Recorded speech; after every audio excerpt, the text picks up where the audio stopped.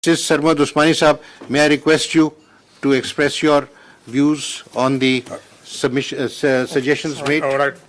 Thank you very much, Honorable Chief Justice, and thank you, gentlemen, for being here, and my best wishes to all of you, especially to Ashtar Saab for his impending surgery. I hope everything goes well and he's able to rejoin us hale and hearty. All right, can everybody hear me? Can you hear me? I can. नहीं काजी साहब नु Qazi Saab, can you hear me? नहीं No. I can, it's garbled, but please go ahead. All right, okay.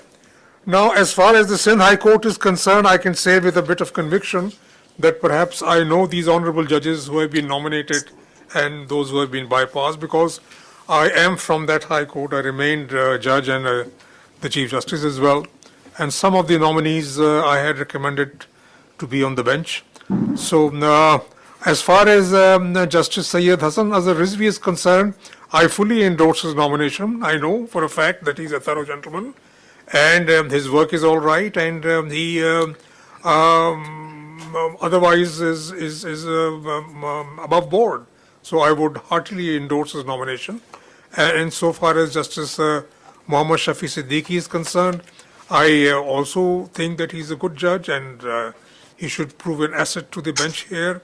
But I think there are other judges who are just as good, and they have been ignored, and they were senior to Justice Pool Poto. Now, as far as Justice Pool Poto is concerned, I know that he is above board, and I know that he is good in criminal work. But you see, I have read his judgments, and his judgments are more or less stereotyped criminal judgments, like criminal appeals and bail applications, and frankly speaking, there is hardly any innovation which one can do in a criminal case, because the principles and the law is very well settled, and even the law says how to write a criminal judgment. It's in the CRPC, so you can't really deviate from that.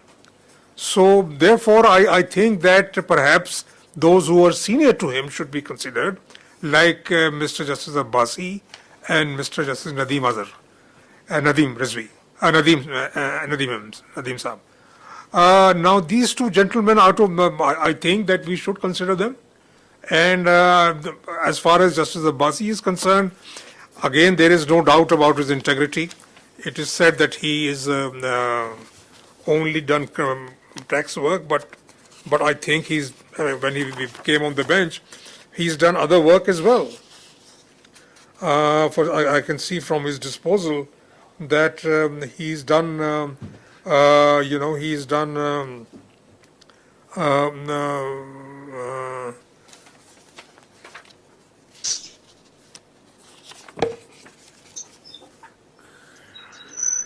He's done work, but mostly he's done tax work, all right, but he's done family, he's done rent, he's done bail applications, he's done miscellaneous work, and appeals, criminal appeals also he's done.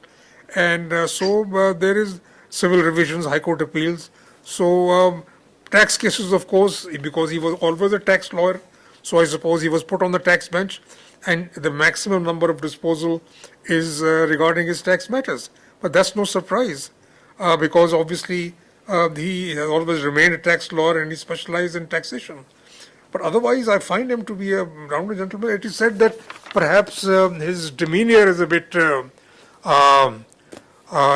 towards his fellow judges and towards the bar is perhaps a bit strict, and maybe he's not a very congenial sort of a person, to put it that way. But I have found him, I have been meeting him over the years. I have never found any sort of defect in this part of his personality. He's always been very nice and very pleasant as far as I'm concerned. So but I'm sure that if the Honorable Chief Justice must have made his investigations, and I'm sure he's right. But I believe that whatever has been said about him was due to the fact that he was bypassed, not once but twice. So therefore, he was slightly bitter about it. So you see, if a person is bypassed for no rhyme or reason, and obviously he may be slightly bitter.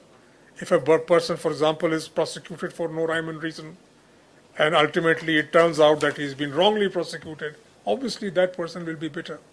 So perhaps I don't think this may be a flaw in his character. This could probably be something which boiling up inside him, and maybe sometimes he expresses it. But otherwise, I found him to be all right. I mean, he writes reasonable judgments. He writes good judgments also. I've read his judgments. And he is amenable to work, to disposal. And insofar as Nadeem Saab is concerned, his disposal is low. I agree with that.